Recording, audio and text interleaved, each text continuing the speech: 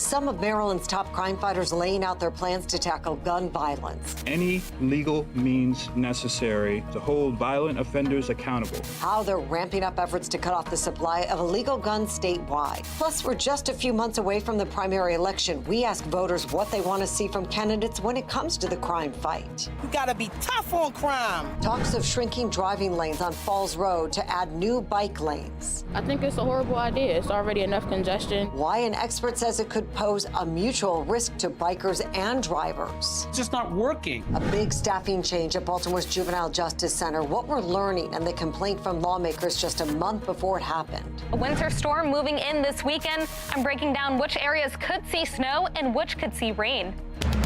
Live from WBFF in Baltimore, this is Fox 45 News at 10. Our next weather maker moving east, bringing a potential mix of rain and snow to our area in the next 48 hours. Yeah, so whether you're heading to the Ravens game on Saturday or traveling around the state, this storm will have an impact on your weekend plans. Good evening, I'm Kai Jackson. And I'm Mary Bubala. Let's get right to meteorologist Jasmine Lomax timing out the storm as it heads our way. Jasmine? Thanks, guys. We are keeping close watch on that system. Now, it started off around the Four Corners as a low-pressure system leading to areas of snow there. Tomorrow, that system starts to move to the east, still not anywhere close to us, but that changes on Saturday. That's when that weather maker arrives, leading to rain and snow across the region, and the impacts certainly felt across the state.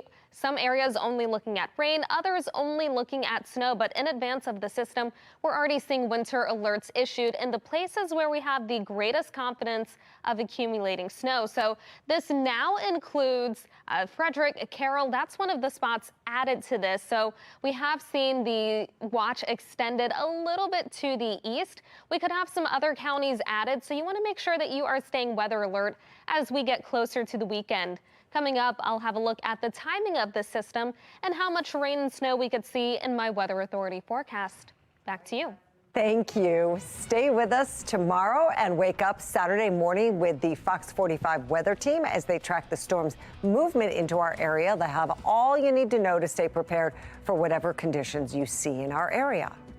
And anytime severe weather hits, you can stay ahead of the storm and the game with the Fox 45 Weather Authority app. Search WBFF in your app store. The Department of Justice has no higher priority than keeping our communities safe, every community safe. Federal partners are ramping up their efforts to curb crime in Baltimore City as U.S. Attorney for Maryland Eric Marin and Baltimore City State's Attorney Ivan Bates say they'll use any means necessary to build on the city's violent crime reduction. Tonight, our team of reporters is looking into their message and its reception among Baltimore voters. We begin with Mackenzie Frost and the renewed focus outlined during today's event. The message is clear. These federal agencies say they want to continue their partnership, all in an effort to get as many illegal guns out of Baltimore as possible. Good morning. It was a convergence of federal law enforcement agencies, the FBI. We leverage our collective strength. DEA. We are seeing the results. U.S. Marshal Service. I want to thank U.S. Attorney Marin for getting us all together. U.S. Attorney, Homeland Security. We have made substantial progress. Even the National Director of the ATF. Every single life that is saved from the senseless act of gun violence that we see all around us is worth celebrating. All with the same message. We are headed in the right direction. After U.S. Attorney for Maryland Eric Marin announced his Al Capone style of prosecution, he says that effort will not slow down in 2024. Going forward, we will continue investigating and prosecuting large RICO cases like the one in court this morning, but we will also continue to employ strategic and preventative law enforcement measures, especially by using any legal means necessary to remove those who illegally possess or use guns in our communities. Barron says from 2022 through 2023, his office prosecuted more Baltimore City defendants than it has in at least 15 years, helping make those gun cases, working with the ATF. National Director Steve Dettelbach says this decline in homicides in Baltimore is not by accident. And the agency is continuing to utilize traditional investigation tools, but it's also using technology like the crime gun intelligence. all the data and evidence that we can get from a firearm to target the worst of the worst, and by doing that, interrupt what we call the shooting cycle. And then using National Integrated Ballistic Information Network, or NIBIN, to make gun trafficking cases, to make straw purchasing cases, so that we can try and, again, slow down and interrupt this epidemic of gun violence. Dettelbach says in Maryland, the ATF has gotten 4,259 pieces of ballistic evidence, generating 3,447 leads. ATF, working with them, has identified those shooters, those trigger pullers, and working with our prosecutorial partners, both federal and state, we have brought, on the federal side first, 150 federal cases involving somewhere around 200 dangerous people. Those leads are then given to partners at the federal level and state. It is essential for all of us to assess and reflect on what is working and what isn't. Baltimore City State's Attorney Ivan Bates says because of the partnership between his office, the U.S. Attorney's Office, and federal law enforcement agencies, in 2023, my office sent more cases to the U.S. Attorney's Office this year than ever before, allowing us to ensure violent offenders face stiffer, severe penalties and lengthier sentences. Baltimore City Police Commissioner Richard Worley says last year, more than 2,900 guns were seized from the streets of Baltimore. And while the leaders say their efforts are working, ultimately they recognize the violence is still too common. It's no secret that like so many other cities in this great nation, Baltimore has a significant and serious violent crime challenge, particularly a gun crime problem. Standing together Thursday, pledging the partnership will continue, committing to use any tool to prosecute violent criminals. These leaders from the federal agencies say they believe the gun violence in Baltimore City is driven by a small group of people. That's why they're so committed to cutting off the supply in the first place. In Baltimore, Mackenzie Frost, Fox 45 News. Well, prosecutors say the enhanced focus on illegal guns allows investigators to target who they call the worst of the worst, including repeat violent offenders. Marin says his office has brought down more than a half-dozen gang members in the past year through this strategy, including members of the Black Guerrilla family. It certainly helps when you have less members of an organized crime organization, a gang or whatever it may be, out of the community and off the streets. And so certainly we think it's significant. We've had more gun case adoptions under our Project Safe Neighborhoods than literally ever before. Barron's message comes as Mayor Brandon Scott is touting a 20% reduction in homicides last year. Baltimore recorded under 300 murders for the first time in 9 years. The mayor credits his holistic crime approach through programs like the Group Violence Reduction Strategy and Safe Streets as a driving force behind the decline. I made it very clear from the beginning of my administration that public safety was our #1 focus. I knew deep in my heart that we needed to do something different. Some point to Bates and Barron's partnership as the biggest reason fewer Baltimoreans were killed. This graph shows the homicide trends from January of 2020 to October 2023. The first 2 summers of the Scott administration saw a spike in murders. More than 300 people were killed each of those years, but that didn't happen in 2023. Barron first announced his Al Capone style of prosecution in August of 2022. Ivan Bates was then sworn in as City State's Attorney around this time last year with a strong message to anyone who thought about committing crime. So I say to you, that's thinking about grabbing your illegal handgun and going on the streets of Baltimore City, grab your toothbrush as well, because you're going to need it. Then we see another drop around July of 2023. It was around that time that Eric Barron and Ivan Bates announced a few big wins. In the span of a few days, the two offices announced 8 defendants pled guilty to or were sentenced for gun crimes. All of them were repeat violent offenders. Crime is the central focus of this year's mayoral campaign as elected leaders fine-tune their message on public safety. Fox 45's Keith Daniels joins us live with the residents want to hear from the people who want to represent them. Keith? Well, Mary, as you know, former Mayor Sheila Dixon is a candidate in this upcoming mayoral election. She's been very vocal with her tough on crime messaging, not exactly lining up with Mayor Scott. And tonight, A closer look at what voters say they want. Day 4 of the new year in Baltimore City.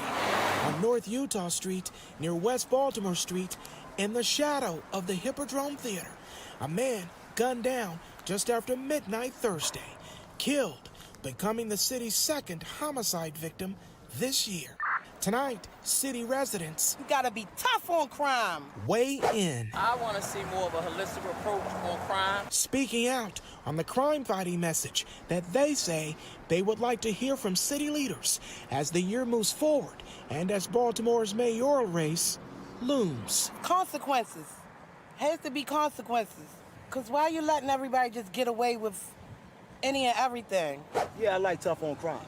But I do also like giving us a balance and giving our kids a chance to live. Their voices lifted on the heels of Mayor Brandon Scott's news conference Wednesday, when the mayor doubled down on his crime-fighting strategy as Baltimore recorded a 9-year low of 263 homicides last year. Mayor Scott says his holistic approach to crime is the driving force behind the decline. We set forth an ambitious, comprehensive violence prevention plan to address violence in our communities as a public health issue.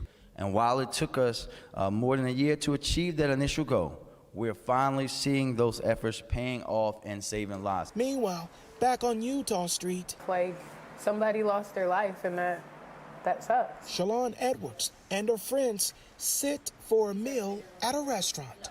On the table, the unappetizing talk of murder and the crime-fighting messaging she wants to hear. My views are just a more holistic approach. I think that people, I don't know, I feel like people need resources. It's a lack of resources that cause crime. Well, so far, police have not released any information about the shooting victim, and there's no word tonight about a suspect. We're live tonight. Keith Daniels, Fox 45 News. Keith, thank you. That brings us to our question of the day. Do you feel safer now that the federal government is involved in the crime fight? So far, 64% of those who voted say no. You can make your voice heard by heading to foxbaltimore.com/vote. Coming up on Fox 45 News at 10, a Baltimore City police officer is promoted to a leadership role while facing some serious harassment allegations. We hear from the alleged victim, who says that police officer threatened her life. We are learning about a big staffing change at Baltimore's Juvenile Justice Center, what's different, and the complaint from 2 state lawmakers before it happened. And Falls Road could be getting a little more congested because of the possibility of new bike lanes. The reaction from residents and the impact one expert says it could have on the city as a whole.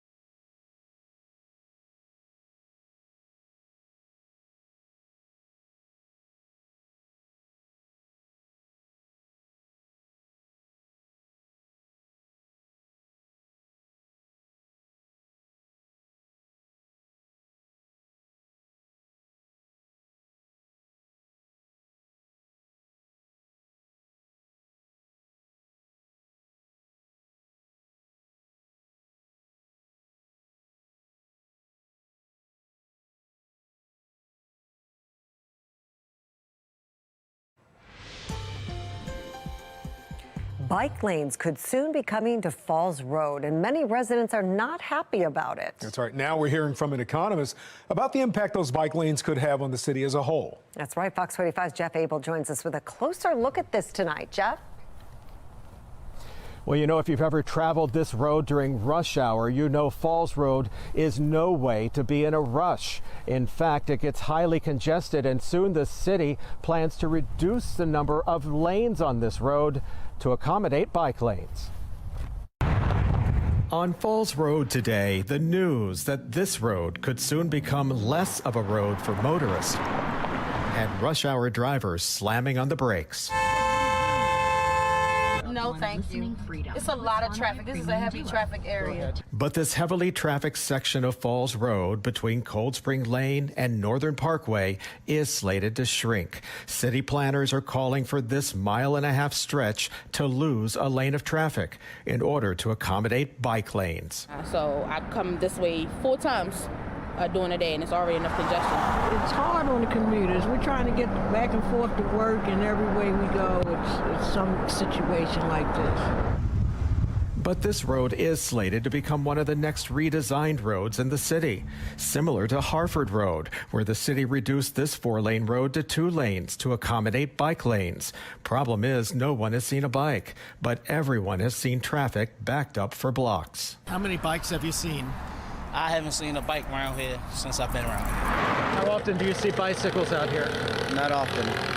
Not often. But the problem is sometimes the shoe doesn't fit. Economist Anaban Basu believes the city may be forcing bike lanes on roads that are simply not built for them. If you look at Manhattan, for instance, they're very broad boulevards. We, generally speaking, don't have that in Baltimore. And so we're trying to get all of this to fit in a bit of space, and it's just not working. At City Hall last month, transportation directors told council members that streets where bike lanes are in place are proving to be safer and healthier. Since this implementation, we have seen a 40% reduction in the average annual crashes. There is more socialization and an increased activity to support small businesses. Overall, the communities are safer, more livable. What about widening the street and making room for them? But narrowing it, no. In 4 years, the city expects to spend $73 million narrowing this road and others throughout the city. Economist Anaban Basu questions their value. And I understand, again, there's this desire to put bike lanes more places, to see more bicyclists, a healthier population. I support that completely. But if what you're doing is compromising people's ability to get to work, or delivery vans being able to deliver packages, whatever it happens to be, then you got to rethink that approach.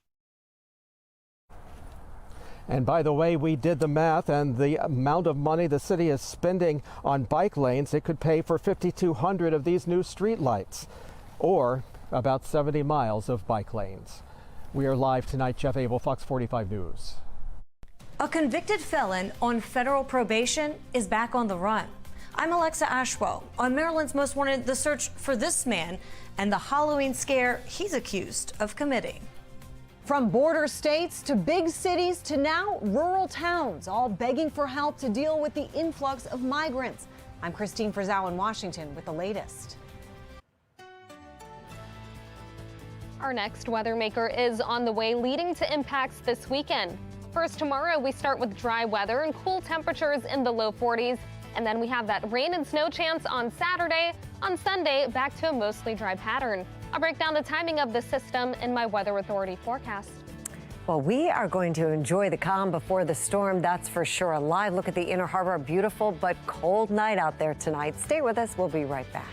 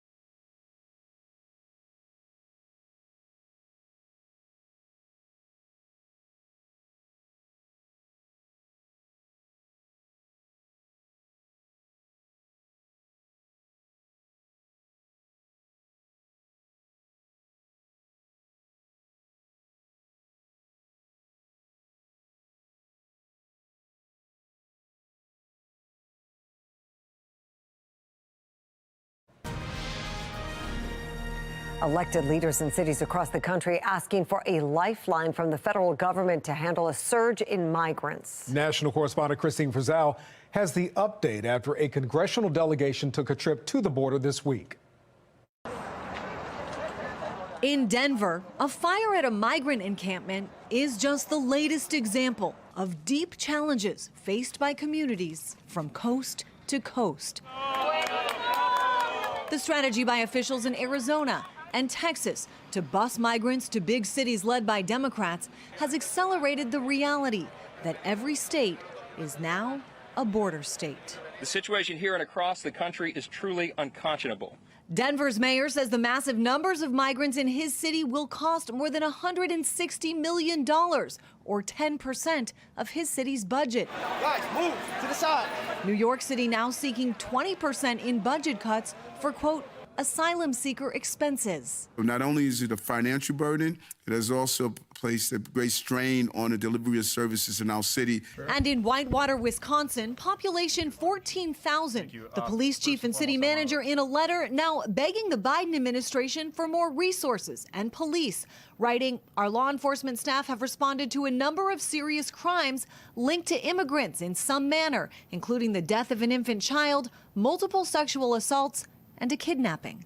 What does it say that a small rural town like Whitewater, Wisconsin is writing a letter to President Biden saying they're in dire need of resources? Literally hundreds of children in their schools. The current migrants are coming from Nicaragua and Venezuela. Apparently, a number of them speak a different dialect. So the school system has to hire interpreters for their bilingual educators. The White House slamming House Republicans for refusing to vote for more border funding. They left in mid-December and have not returned to actually deal with this in a real way. Instead, they're playing politics. And in a brand new lawsuit, the Biden administration is suing the state of Texas over its new law allowing local law enforcement to arrest migrants. The Justice Department arguing it undercuts the ability of the federal government to enforce immigration law. I'm Christine Frizzell reporting. Maryland's lone Republican Congressman Andy Harris was among those who visited the border this week. He says the border should be completely closed to keep the country safe. Even the Democrats who run cities that are sanctuary cities realize this uncontrolled border situation has to end. When you add on top of that the terrorism risk, this is just something we just can't accept anymore. We have to deal with it. We have to deal with it immediately. You know, Republican members of Congress came down here to shut the border. The president sent troves of lawyers into courts to keep the border open today. That should be unacceptable for Americans. Congressman Harris will join us tomorrow at 7:45 on Fox 45 Morning News to talk about border security and his recent visit. That brings us to our question of the day, our national question of the day. Do you approve of how the Biden administration is handling the crisis at the border? So far, 96% of those who voted say no. To make your voice heard, go to foxbaltimore.com/vote and click on the Pulse tab. I could make you disappear. I could actually go missing. A victim coming forward saying a police officer threatened her life, then got a promotion despite those allegations. Why she says the police department is failing to protect her. New questions about where more than $50,000 donated to the Marin family is going. Why some family members are calling the situation shady as the search for Rachel Marin's killer continues.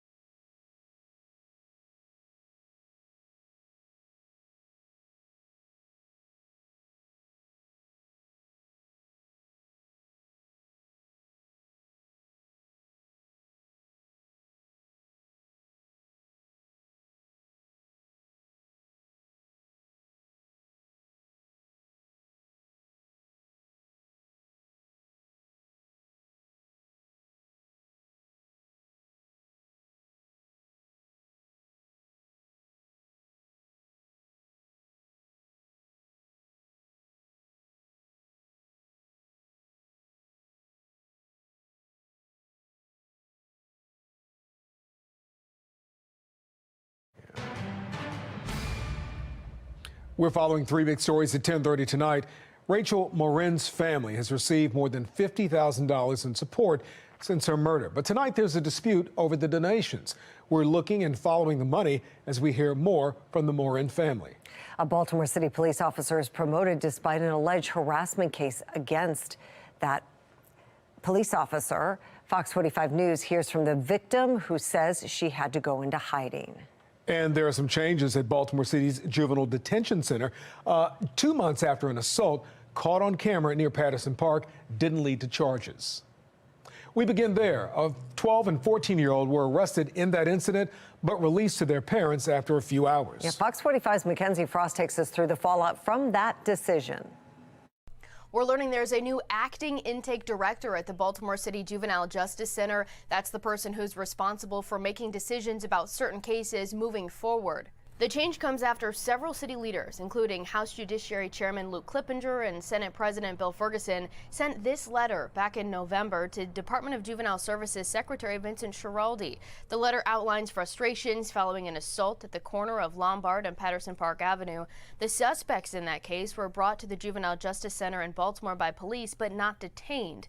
Lawmakers argue the suspects should have not been released, and the policy about detaining suspects involved in violent crimes was not followed. The intake process is something we've repeatedly heard frustrations about. Just this week, City State's Attorney Ivan Bates says he believes the Secretary of DJS is trying to change the culture inside the department. I believe, talking to Secretary Schiraldi, he really gets it. But I also think that he's dealing for culture and DJS, where you have individuals who just don't want to ever, no matter what young people do, ever want to have a young person detained.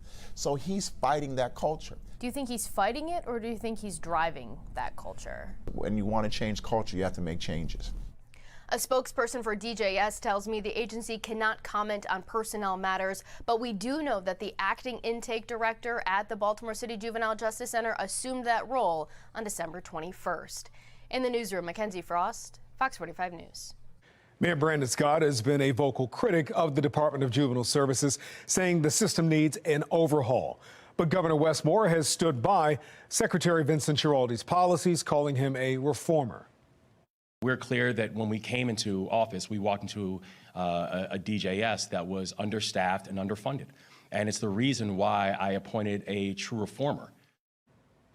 Well, Secretary Schiraldi has endorsed the elimination of youth prisons and says young people shouldn't be exposed to the adult prison system until the age of 25, since scientists have determined their brains aren't fully developed. He also argues against probation and parole for offenders. As lawmakers get ready to return to Annapolis next week, there is growing pressure to take a stronger stance on juvenile crime. Republicans say Schiraldi's views on juvenile crime could complicate that discussion. It's going to be difficult, and Vincent Schiraldi should have never been appointed. It was a mistake. He's proven he's not the guy for a job. I think the tide is turning, so I'm hopeful that we can really make good, effective change, and we'll see if we have to work around Vincent Schiraldi and his Department of Juvenile Services. Well, juvenile crime, as we've been mentioning, will be a focus of this year's legislative session, which again begins next week, January 10th. Fox 45's Mackenzie Frost will be in Annapolis for complete coverage throughout the 90-day session. Serious harassment allegations levied against a Baltimore police commander. In a story you're seeing first on Fox, Vincent Hill sat down with the alleged victim and has more on why she says she went into hiding. Vincent? Yeah, Mary. So it's allegations of using her rank as a form of intimidation and favors inside the department. An application for statement of charges. I could make you disappear. Of harassment and even death threats. I could actually go missing. The petitioner, who we're calling Jane, sitting down with Fox 45. The alleged person sending those messages, a recently promoted Baltimore police commander. Jane, you're making some pretty serious allegations about a member of the Baltimore Police Department, a major, in fact. Talk to me about those allegations. What do they stem from? They stem from a relationship that I was once involved in that I'm no longer involved in. The threats, according to Jane, sent to her phone via text message. If you keep trying to establish a relationship with your children, I will make sure you're locked up forever. I'm powerful, established, unlike you. I can make you disappear if I wanted to. Jane says she took her concerns and fears directly to the Baltimore Police Department. Yes, I filed a complaint with Baltimore City Police. Their internal affairs, there is an internal affair detective that is working the case. But according to Jane, she received this message. Post all you want about this situation. I can make your internal affairs complaint disappear. Why do you think a major would put her career on the line to do this?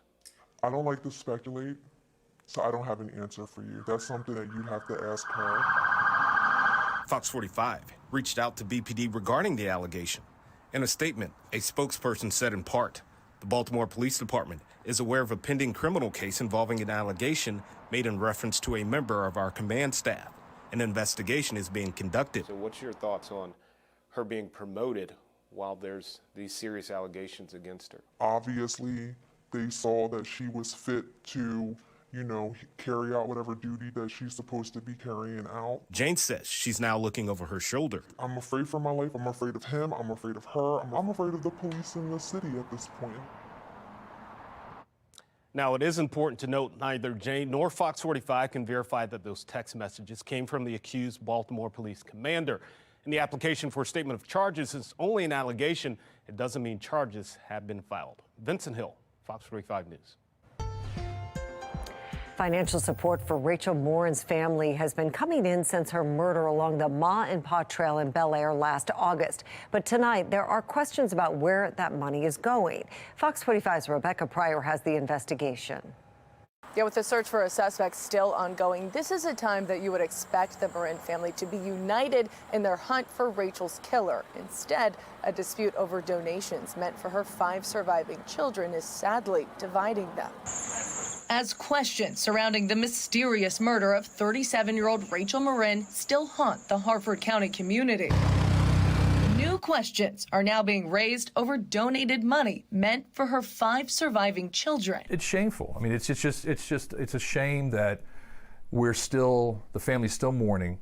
They still haven't found the killer, and there's an individual who has a tangential tie to the family and is trying to profit from this whole situation. On social media, Matt McMahon, the father of Rachel's oldest 18-year-old child, claiming the description of a funeral fund managed by Rachel's sister Rebecca suddenly changing to cut his child out. The GoFundMe, which has now raised more than $54,000, once reading, all remaining funds will go towards things her 5 children may need, now reads, will go towards Rachel's family and things her minor children may need. Fox 45 reaching out to Rebecca this afternoon, asking why the change was made. So far, no response. We don't have anything to do with the GoFundMe at this time. I do know, just from speaking from family, that it's still sitting in the GoFundMe trust or the GoFundMe account. But the Marin family's pro bono attorney, Randolph Rice, says he did receive a $7,000 check from Box Hill Pizzeria, which held a November fundraiser to provide Rachel's children, quote, comfort during this holiday season. On social media, Rebecca sharing the flyer and specifying the funds would be used to give Rachel's kids as good a Christmas as they can have without their mother. But instead of gifts. I know there was a fundraiser, and Box Hill contacted us and said, we've got the funds, we want to transfer it for the benefit of the kids. And we said there's a trust, you can place it in that trust. Rice says the money was put in a trust set up by his office for medical and educational purposes. So how will the children be able to receive that money? Well, they would have to petition or write a letter or ask for some sort of item that they believe is part of health or wellness or education. But according to Rachel's half-sister, Erin, who claims to have organized the fundraiser. I hate to even go there, but it really does seem shady. To say the least. She says she spoke with Rice over the phone before transferring his office the funds, explaining what the money was meant for. I sent him a copy of the flyer that Box Hill had put together. It was this beautiful flyer. Christmas came and went. And, this is 4 months now since they lost their mom. And they haven't received a dime.